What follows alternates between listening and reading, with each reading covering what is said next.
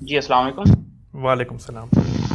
میرا گامدی صاحب سے یہ سوال ہے کہ حضرت سلیمان علیہ السلام کے دور کا وہ شخص جس کے پاس کتاب کا علم تھا، وہ تخت بلقیس کو اٹھا کر حضرت سلیمان کے پاس لے آیا۔ کیا آپ کے نزدیک یہ واضح ہے کہ اس شخص کے پاس کوئی نفسی علم تھا، یا اس بات کا امکان رکھا جا سکتا ہے کہ وہ کوئی نبی یا فرشتہ ہو؟ کیونکہ کوئی بھی عام آدمی اگر اس سطح کا علم رکھتا ہو تو وہ بڑی بڑی چیزیں اٹھا کے ادھر ادھر کر دے، یہ تو اس طرح تو دنیا کا نظم ہی خراب ہو سکتا ہے۔ جی شکریہ۔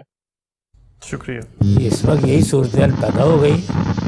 آپ دیکھ نہیں رہے کہ علم کی ترقی نے بڑی بڑی چیزیں ادھر ادھر کرنے کی طاقت دے دی ہے انسان کو۔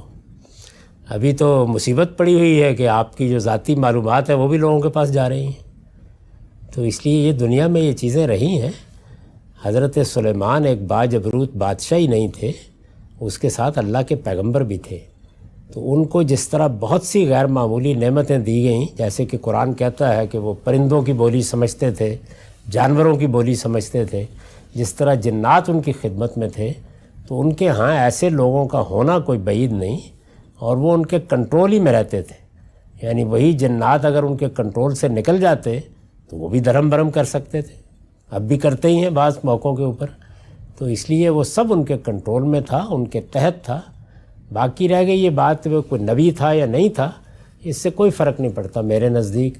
جب تک قرآن تصریح نہ کرے میں کیسے کہہ سکتا ہوں کہ وہ نبی تھے؟ اور نبی ہوتے تب بھی انسانی ہوتے، اور نبی کو اگر یہ طاقت دی گئی جیسی طاقتیں حضرت سلیمان کو دی گئیں تو آپ کہہ سکتے ہیں کہ وہ بھی ادھر ادھر کر دیں گے دنیا کو۔ کیوں نہیں کریں گے؟ اس لیے کہ اللہ تعالیٰ کے حکم کے پابند ہیں۔ تو اللہ کے حکم کا پابند نبی بھی ہوتا ہے، اور نبی کے تحت رہنے والے بھی پابند ہوتے ہیں۔ ابو بکر نے، عمر نے، عثمان نے، علی نے، معاذ بن جبل نے اللہ کے پیغمبر کی اطاعت کی، پابندی کی، خلوت میں کی، جلوت میں کی۔ ان کے بارے میں یہ کیوں خیال کیا جائے کہ وہ اللہ کے نبی سے انحراف کر کے کوئی بڑا قدم اٹھا لیتے؟ باقی میرے نزدیک وہاں کتاب سے مراد نوشتہ خداوندی یا قانون خداوندی ہے، اور قرآن میں یہ لفظ بہت جگہوں پر اسی مفہوم میں آیا ہے۔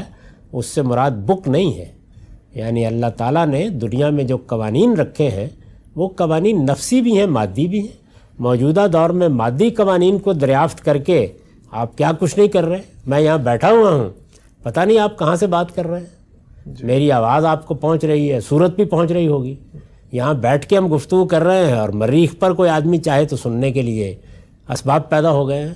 تو اس لیے ایسی چیزوں پر کوئی تردد نہیں ہونا چاہیے۔ وہ اللہ کے پیغمبر کے تحت تھے، ان کے احکام کے پابند تھے، اور کسی علم کے ماہر تھے۔ اور بھی لوگ ہوں گے ان علوم کے ماہر، ایسے ہی سمجھیں جیسے آج کے زمانے میں ایسی کوئی صورت پیدا ہوئے، شیاطین کو تو نہیں بلاتے، سائنسدانوں ہی کو بلاتے ہیں۔ یہ آپ کے ہاں جو ابھی ایک بہت بڑا مسئلہ ہوا ہے کرونا کا، تو آپ سب نے کس طرف رجوع کیا ہے؟ سائنسدانوں کی طرف۔ یہ ویکسین بنا کے دو، تو اس سے کیا ہوا؟